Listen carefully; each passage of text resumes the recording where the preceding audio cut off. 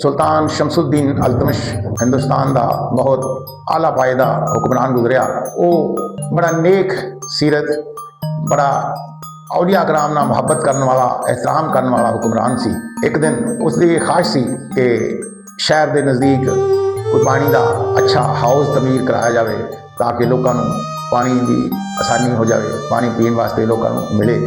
वो इस मामले में बड़ा परेशान सी कि कित्थे हाउस बनाया जाए जिथे पानी आम होए। इस शशोपाई एक दिन वो सौ गया, सुते हुए की किस्मत जाग पई। मेरे आका ताजदार मदीना सल्लल्लाहु अलैहि वसल्लम उसकी ख्वाब दे तशरीफ लै हुक्म दिता, ऐ शमसुद्दीन, ऐ जिस जगह पर मैं खड़ोता हाँ इत्थे हाउस तमीर कर दे, इत्थे पानी आम आ। ये हुक्म फरमा के हजूर पाक सल्लल्लाहु अलैहि वसल्लम वापस तशरीफ लै गए। सुल्तान शमसुद्दीन अल्तमश बड़ा हैरान होया, परेशान होया कि ये वाकई सही ख्वाब आ, सच्ची ख्वाब आ। उन्हें एक नुमाइंदा हज़रत कुतुबुद्दीन मुख्तियार काकी रहमतुल्लाह अलैह की बारगाह भेजा कि हजूर मैं तुहाडी खिदमत में हाज़र होना चाहना, मैनू एक ख्वाब आई आ तो मैं तुहानू ख्वाब सुनानी चाहना।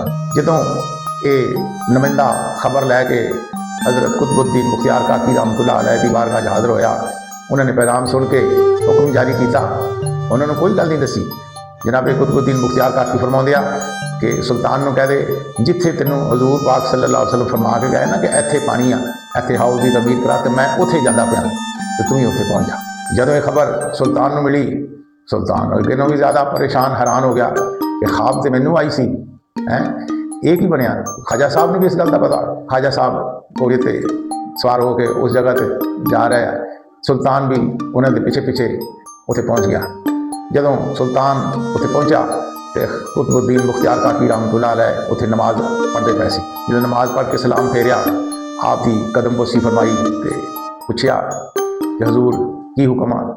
तो जनाबे कुतुबुद्दीन मुख्तियार काकी रहमतुल्लाह अलैह फरमाते हैं कि ये जगह जिथे हजूर पाक सल्लल्लाहु अलैहि वसल्लम ने इरशाद फरमाया इत्थे हाउस की तमीर कर दे, इत्थे पानी आम है। सुल्तान फरमाते हैं कि मैं जदों उस जगह ते कोल गया तो हजूर पाक सल्लल्लाहु अलैहि वसल्लम के जोड़े घोड़ा मुबारक सी ना, वो सुमा का वो पैरों के निशान मौजूद सी।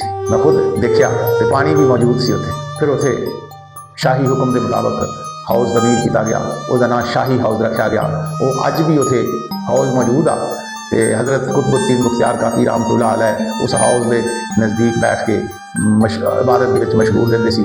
अक्सर औलिया कराम बड़ी बरकत वाली जगह वो हजूर के हुक्म के मुताबिक वो हाउस तमीर किया गया, शाही हाउस सुल्तान शमसुद्दीन अल्तमश रहमतुल्लाह अलैह की दौर के। वीडियो अच्छी लगे लाइक करना और फॉलो करो और चैनल को सब्सक्राइब करना।